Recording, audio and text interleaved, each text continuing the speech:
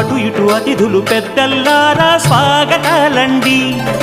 రండి కూర్చోండి, మీ నోళ్లను ఊరించే టిఫినీలు చేయండి, కాఫీలు తాగండి, మీ ప్రేమ దీవెనలే శ్రీరామ రక్షండి. సన్నాయి మోగింది పెళ్లి పందిట్లో, అమ్మాయి కళ్ళల్లో ఎన్ని ముచ్చట్లు.